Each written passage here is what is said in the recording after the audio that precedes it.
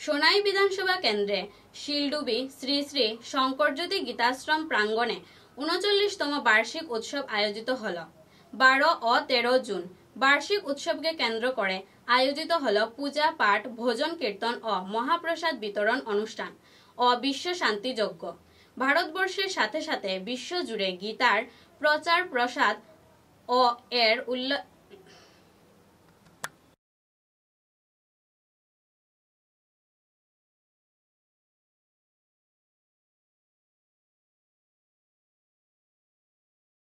आज के कुंडल दिने इस पावन अवसर पर जो बराक घाटी के लोग हैं, देश के जो लोग हैं, सनातन धर्म के साथ जुड़े जो लोग हैं, उन्हें क्या कहना चाहेंगे और अपनी जो सनातनी सत्ता है इसे बरकरार रखे जाने के क्षेत्र में तथा धर्म की संस्थापना के क्षेत्र में क्या कदम उठाना होगा और प्रजन्म के लिए आप क्या संदेश रहेगा आज की तिथि पर? हरिओम तत्सत। हमारे परमाराध्य गुरुदेव श्री श्रीमद स्वामी ज्योतिष्वरानंद गिरि जी महाराज के कर कमलों से प्रतिष्ठित ये शंकर ज्योति गीताश्रम की इस वर्ष हम 39वां वार्षिक उत्सव मना रहे हैं। इस उत्सव का यही संदेश है समाज के लिए, सभी सनातनियों के लिए, कि हम अपनी संस्कृति की ओर बढ़ें, हम अपने शास्त्रों का प्रचार करें, उनका अध्ययन करें और अपने समाज को, जो समाज की जो विनाश हो रही है, जहाँ पर परंपराओं के नाश होता हुआ हम देख रहे हैं, उसको हम रोक सके। खास करके आज की जो समाज है, इस समय हम देख रहे हैं कि भारत की हर जगह जो है प्रसिद्धि हो रही है। भारत एक बार फिर से अपनी ओर लौट रहा है। पुरानी संस्कृतियों को हम फिर से जिंदा करने की कोशिश कर रहे हैं।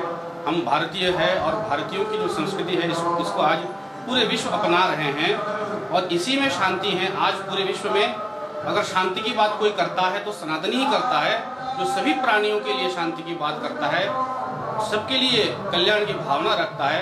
मैं तो कहता हूँ पूरे समाज, पूरे विश्व सनातन के छत्र छाया में आए और अपने जीवन में सुख समृद्धि पाए। अंतर्राष्ट्रीय स्तर पर एक मुद्दा चर्चा चल रहा है, जैसे इस्लामिक धर्म में इस्लाम के बारे में भी एक शिक्षणीय पाठदान कार्यक्रम है। अध्ययन के क्षेत्र में एक सब्जेक्ट को जोड़ा गया है, लेकिन सनातनियों के क्षेत्र में केवल कहानियाँ हैं।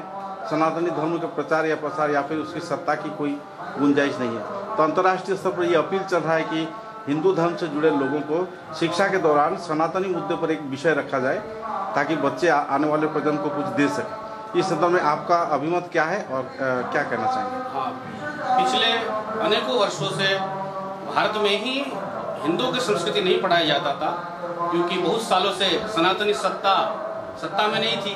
आज सनातनियों का सरकार है, तो सरकार कोशिश भी कर रही है, कुछ हम देख रहे हैं। आज एनसीईआरटी के सिलेबस में कुछ बदलाव भी देखने को मिल रहा है। अब भारत के जो वीर हैं, भारत के जो सुपुत्र हैं, उनके जीवन को पढ़ाया जाएगा। सरकार ने ऐसा मन बनाया है, क्योंकि अच्छा बदलाव है। और शिक्षा के क्षेत्र में अधिक से अधिक अध्यात्म को जोड़ा जाए।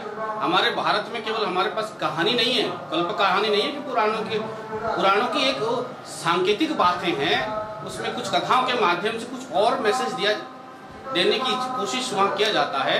लोग उस मैसेज को न समझ करके केवल कथाओं में रह जाते हैं, ये एक बड़ी गलती है।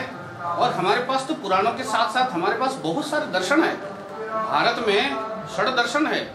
इन 6 दर्शनों को विदेशों में अध्ययन किया जाता है, परंतु दुर्भाग्य हम भारतवासियों को पता नहीं है। हमारे यूनिवर्सिटियों में कई जगह पढ़ाया भी जाता है। काशी में हम खुद BHU से अध्ययन किया है, वहाँ पर दर्शनों की अच्छे खासी पढ़ाई होती है।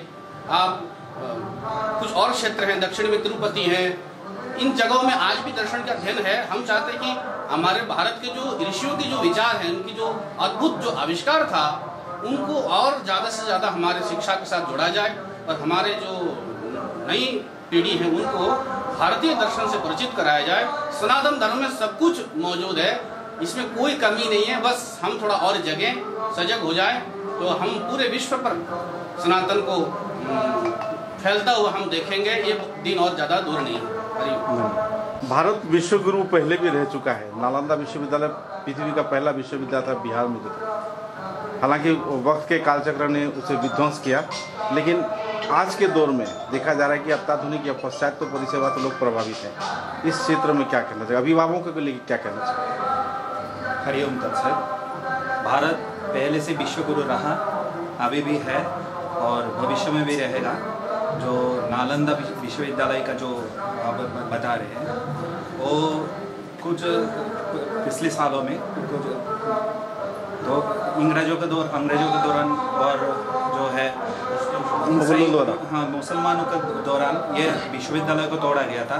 हमारा जो संस्कृति है और इस संस्कृति को उन लोगों ने जितना भी कर सके वो उतना ध्वंस किया है, लेकिन अभी इसी संस्कृति को वर्तमान जो सरकार है इसी को जागृत करने के लिए और समस्त स्तर तक इसी को पहुंचाने के लिए हर अभिभावक को जागरूक कर रहे हैं।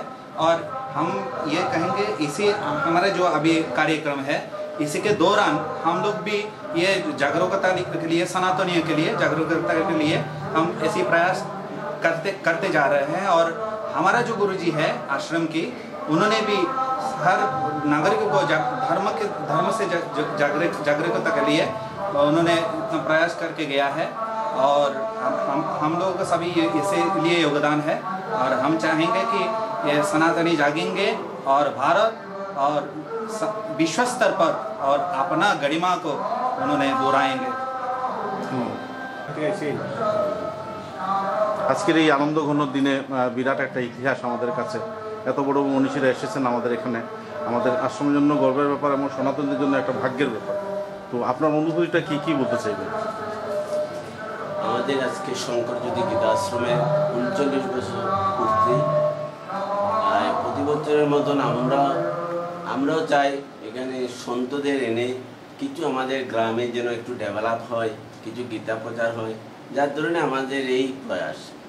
আমাদের শুধু একটাই উদ্দেশ্য, আমাদের ছেলেমেয়েরা গ্রামের